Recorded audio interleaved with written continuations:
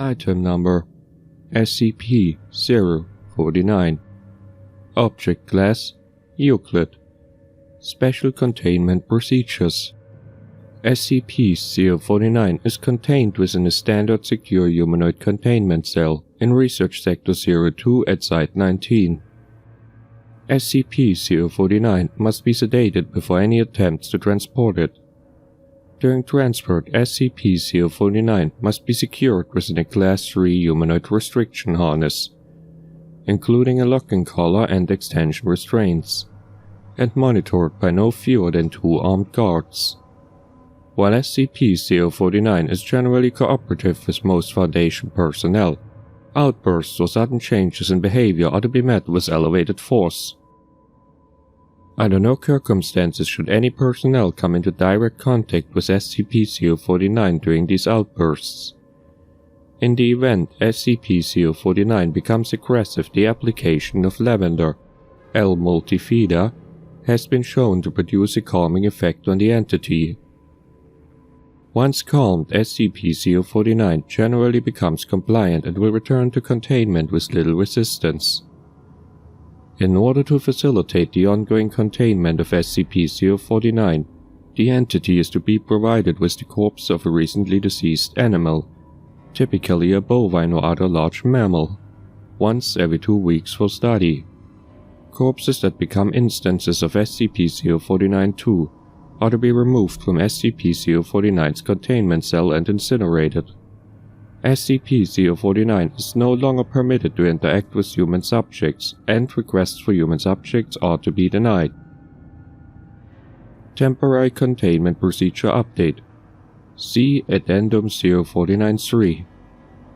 Per Containment Committee Order 049 S19 17-1. SCP-049 is no longer permitted to interact directly with any members of Foundation staff, nor is it to be provided with any additional corpses to be used in its surgeries. This order shall persist indefinitely until such time a consensus regarding the ongoing containment of SCP-049 can be reached. Description: SCP-049 is a humanoid entity roughly 1.9 meters in height, which bears the appearance of a medieval plague doctor. While SCP-049 appears to be wearing the thick robes and ceramic mask indicative of that profession, the garments instead seem to have grown out of SCP-049's body over time. Footnote 1.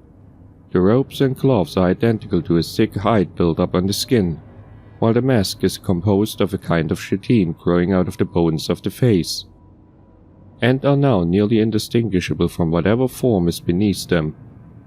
X-rays indicate that despite this, SCP-049 does have a humanoid skeleton structure beneath its outer layer. SCP-049 is capable of speech in a variety of languages, though it tends to prefer English or medieval French. Footnote 2. The entity claims to have originated in 15th century France, though admits that it's particularly well traveled. While SCP-049 is generally cordial and cooperative with Foundation staff, it can become especially irritated or at times outright aggressive if it feels that it's in the presence of what it calls the pestilence. Although the exact nature of this pestilence is currently unknown to Foundation researchers, it does seem to be an issue of immense concern to SCP-049. SCP-049 will become hostile with individuals it sees as being affected by the pestilence, often having to be restrained should it encounter such. If left unchecked, SCP-049 will generally attempt to kill any such individual. SCP-049 is capable of causing all biological functions of an organism to cease through direct skin contact. How this occurs is currently unknown, and autopsies of SCP-049's victims have invariably been inconclusive. SCP-049 has expressed frustration or remorse after these killings, indicating that they have done little to kill the pestilence, though will usually seek to perform a crude surgery on the corpse using the implements contained within a black doctor's bag it carries on its person at all times. Footnote 3. The space within the spec is seemingly anomalously large, as SCP-049 has been observed pulling objects larger than the bag itself from within it in order to operate on deceased subjects. While these surgeries are not always successful, they often result in the creation of instances of SCP-049-2. SCP-049-2 instances are reanimated corpses that have been operated on by SCP-049. These instances do not seem to retain any of their prior memories or mental functions, having only basic motor skills and response mechanisms. While these instances are generally inactive, moving very little and in a generally ambulatory fashion, they can become extremely aggressive if provoked, or if directed to by SCP-049. SCP-049-2 instances express active biological functions, though these are vastly different from currently understood human physiology. Despite these alterations, SCP-049 often remarks that the subjects have been cured. Addendum 049-1 Discovery SCP-049 was discovered during the investigation of a series of unknown disappearances in the town of Montauban in southern France. During a raid on a local home, investigators found several instances of SCP-049-2, as well as SCP-049. While law enforcement engaged the hostile 049-2 instances, SCP-049 was noted as watching the engagement and taking notes in its journal. After all of the 049-2 instances were dispatched, SCP-049 willingly entered Foundation custody. The following interview was conducted by Dr. Raymond Ham during initial investigation. Interviewer: Dr. Raymond Ham, Site 85. Interviewee: SCP-049. Begin log. Alors, comment devrions-nous commencer? Une introduction? Is that French? Can we get a translator? The King's English. No need for a translation, sir. I can speak it well enough. Good. My name is Dr. Raymond Ham, and I... Ah, doctor, a likely-minded individual, no doubt. Wherein is your speciality, sir? Cryptobiology. Why? A medical man such as myself, wonders abound. And here I worried I had been abducted by common street thugs. This place, then, this is your laboratory? I had wondered, as clean as it is, and with such little trace of the pestilence here. The pestilence? What do you mean? The scourge, the great dying. Come now, you know what is it they call it? No matter. The pestilence, yes. It abounds outside these walls, you know. So many have succumbed, and many more will continue to until such time as a perfect cure can be developed. Fortunately, I am very close. It is my duty in life to rid the world of it, you see. The cure to end all cures. When you say the great dying, are you talking about the bubonic plague? I don't know what it is. I see. Right. Well, the entities our agent encountered at the house, they were dead when you encountered them, yes? And you reanimated them? In a manner of speaking. You see things too simple, Doctor. Expand your horizon. Life and death, sickness and health. These are amateur terms for amateur physicians. There's only one ailment that exists in the world of man, and that is the pestilence and nothing else.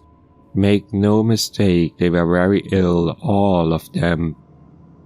You think you cured those people? Indeed, my cure is most effective. The things we recovered were not human.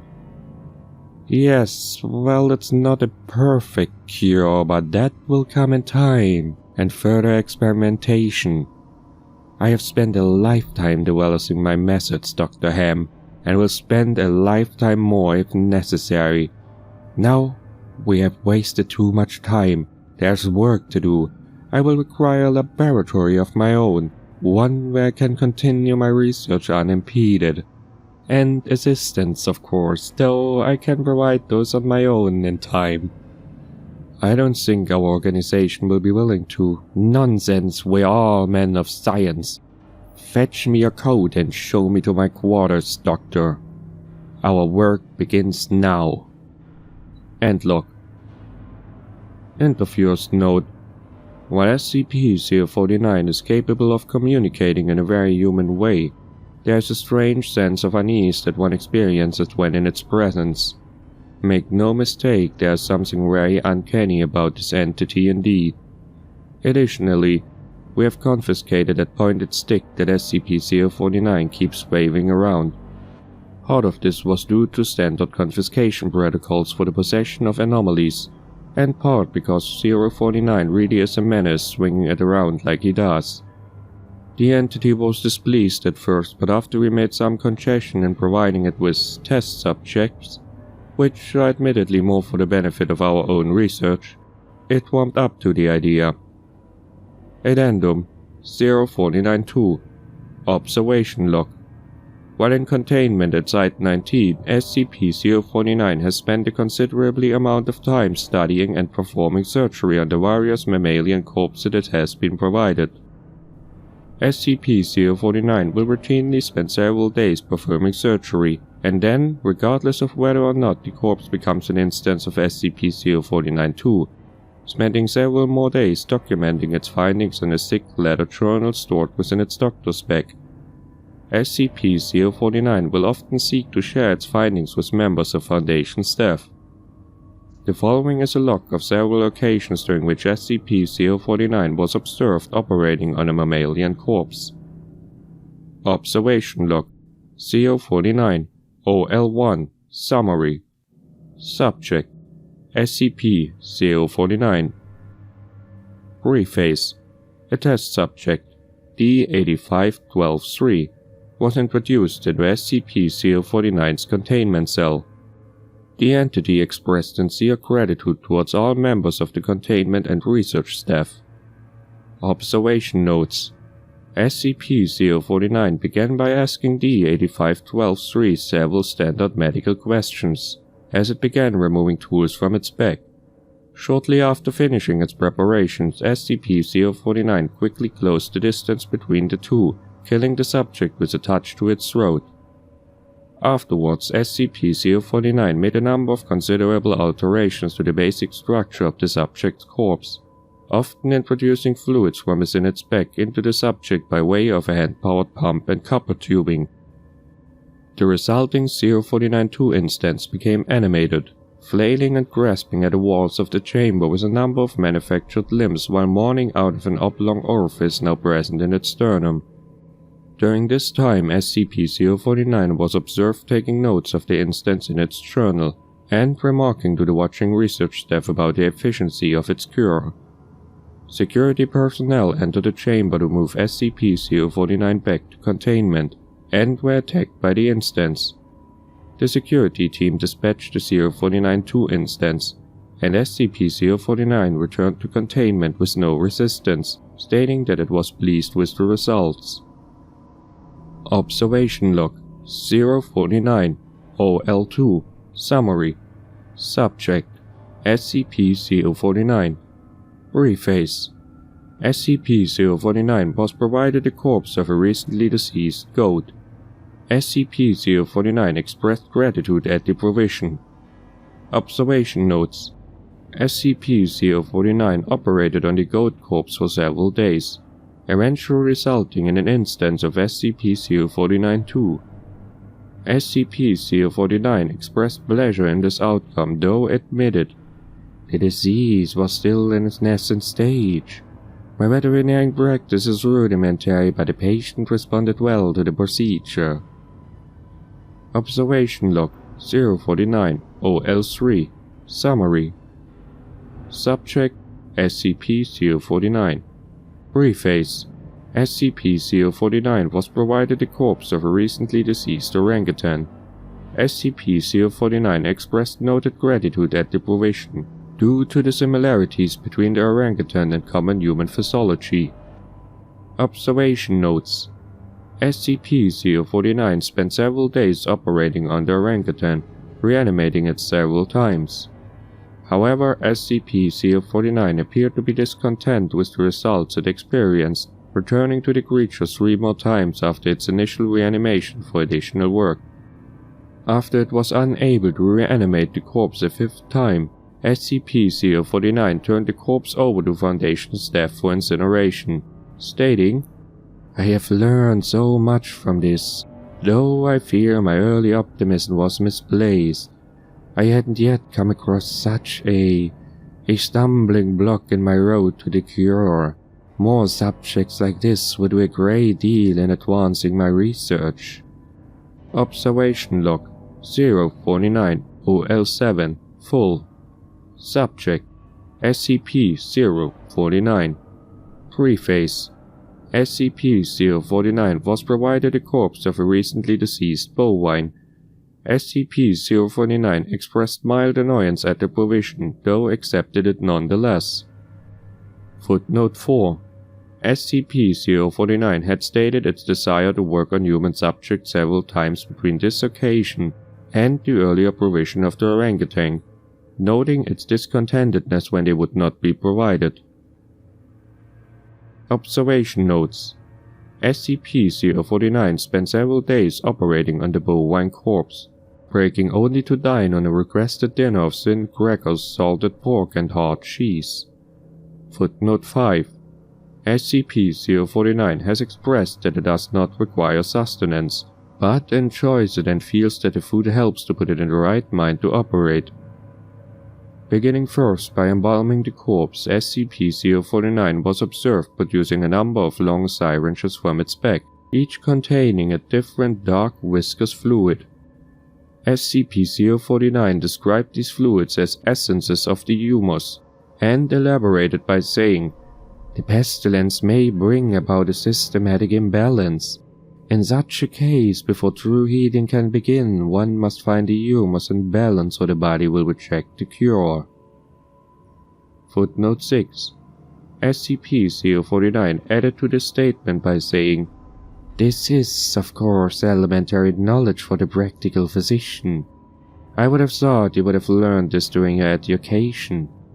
Over the next few days, SCP-049 spent a considerable amount of time adjusting the organs of the bovine corpse with a number of large metal instruments. After 8 days, SCP-049 produced a lightning rod, which Dr. Ham exchanged for an electric cattle prod attached to an extension cord, and struck the corpse in several locations. This action seemingly had the effect of reanimating the bovine, which once again became ambulatory despite the inversion of the head and reorientation of the limbs. Follow-up interview.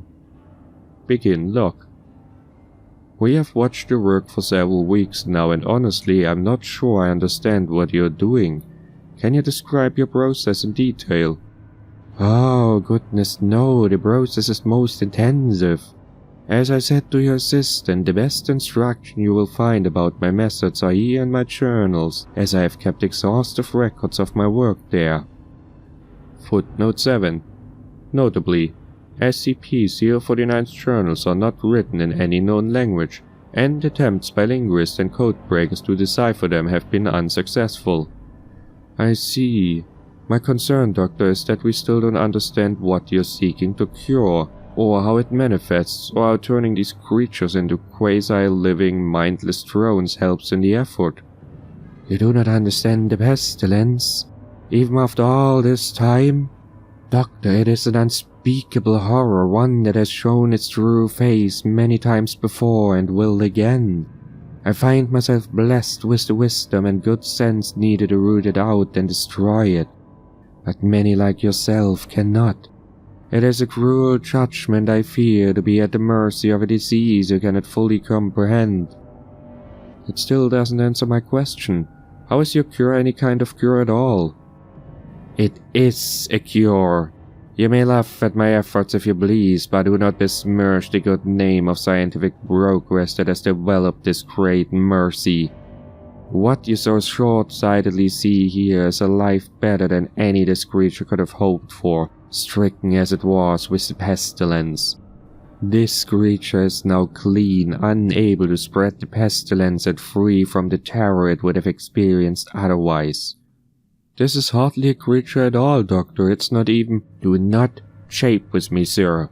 You and your colleagues are like so many others, unable to look past minor setbacks to the salvation taking place before your very eyes. Do you wait to remove rotten timbers until the hall collapses on top of you? No. You find them and you pull them out and replace them with those untouched by the rot. And most of all, you do not simply mock the structure because it now looks different to you. It is strong. It is free of disease. I'm sorry, I didn't mean to agitate you. I'm just trying to understand. Yes, well, do mind your words in the future, Doctor. I am a professional, but even professionals may feel the bite of pride in dealing with criticisms of their masterpiece. I will forgive this as an act of good faith between colleagues. Is there anything else I can help you with? No, that will be all. Another test subject on the usual schedule. You know my preference of subjects with more human anatomy. End log. Attending researchers note. SCP-049 does seem to genuinely want to help other humans, though it has not yet been able to provide a concrete example of what exactly it is trying to save us all from. I have watched it now for several weeks, and while the outcomes do not seem to ever change, SCP-049 continues to claim that it is growing closer to its perfect cure. I think the entity may be more aware of the reality of these outcomes than it would like us to think. Addendum 049-3 16th April 2007 Incident. Starting shortly after SCP-049's initial containment, Dr. Hem conducted a number of interviews with the subject regarding its anomalous properties, and over time began to note its displeasure with its subjects and the SCP-049-2 instances. This continued for a period of several months during which SCP-049 never exhibited any aggressive behavior. On April 16, 2017, as Dr. Hem was entering SCP-049's test chamber to conduct another routine interview, the entity began to grow anxious and asked Dr. Hem if he was feeling well. Following protocol, Dr. Hem reminded SCP-049 that the interview was required, after which the entity became hostile and attacked Dr. Hem, killing him. Due to a lapse in security protocol and because Dr. Hem did not activate the in-chamber emergency system, Dr. Hem's corpse was not discovered until 3 hours later, by which point SCP-049 had converted it into an instance of SCP-049-2. In the aftermath of this incident, SCP-049 was interviewed by Dr. Saren Sherman. Interviewer: Dr. Saren Sherman, Site 42. Interviewee: SCP-049. Begin log. I need you to explain yourself. SCP-049, you are being directed to explain your actions, and I will remind you that failure to cooperate will result in further restrictions during your containment. My actions do not need to be explained. You killed Raymond Ham and then butchered him until he— Not dead! No! Not dead! He's cured! Cured? Cured of what? The pestilence, sir. I had thought you, at least, would realize what luck it is I detected it before. What pestilence? You keep going on and on about this pestilence, but you have not once been able to properly identify this disease. What could you have possibly seen in him today that you had not seen so many times before, that it would be worth his life? The pestilence presents and progresses in unforeseen fashions, and has a queer way of creeping into the unprepared, and call it what you want, Doctor. It was a mercy I did to him. He is cured. He is a vegetable. I would not expect you to understand. You and your ilk have proven time and time again to be not men of science but men of emotion. You cannot appreciate the horrors I have seen, those many millions who have succumbed to the pestilence and been changed who your cure cost Ray his life. No, good sir, I have saved it. You would allow this world to slip back into the despair of disease and death, ignoring that I have created a miracle and that— What disease, what pestilence? He was a healthy man, he was a good doctor. I'm offering it freely to the afflicted. You're not worth this argument, sir. You are short-sighted and foolish. Dr. Ham was sick, and I cured him. I am the only one who can do this. My work must continue. There's so much still to learn, so much to— I've had enough of this. Consider your allowances revoked. Welcome to Containment 049. We're done here. Do, and others can be saved if you, though you do not deserve it, might be saved. I can save them all. I can cast down this plague once and for all. I can do this. Only me. I saved him. Dr. Ham, I cured him. He was sick. I know he was sick. I know he was. And you're all sick, but I can save you. I can save all of you. Because I am the cure. End log. Addendum 0494. Post Incident Report Interview.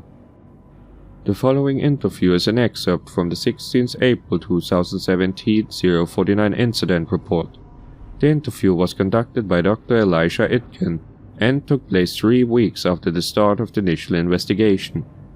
Date: 7th May 2017. Interviewer: Dr. Elisha Itkin. Interviewee: SCP-049. Begin log. SCP-049, we are conducting this interview to close out our investigation of your actions taken on April 16th that resulted in the deaths of a staff member. Do you have any comments to make? Only that I look forward to the day when you will allow me to resume my work. I have spent the last few weeks compiling my notes and constructing a new theory for how the pestilence was able to infect someone in such an insidious manner that I nearly couldn't detect it. Have you experienced any remorse for your actions for the deaths of Dr. Ham? Ah, yes. Well, the death of a colleague is always regrettable, but in the face of the pestilence we must be swift, Doctor, and act without hesitation. Dr. Sherman noted in his report that you seemed to be mournful during your initial interview. Mourn? Perhaps. I had not thought that. It is lamentable that a fellow doctor became infected, but the work continues. Regrettable as it was, Dr. Ham's death provided important insight. Living human subjects are the only way to proceed forward, I am decided. My cure is of little use on dead flesh, and I have gleaned all I can from your generous supply of corpses. My desires turn towards tending to those still living who suffer from the disease. I am afraid you are going to be disappointed. Oh, Doctor, I wouldn't be so sure. End log.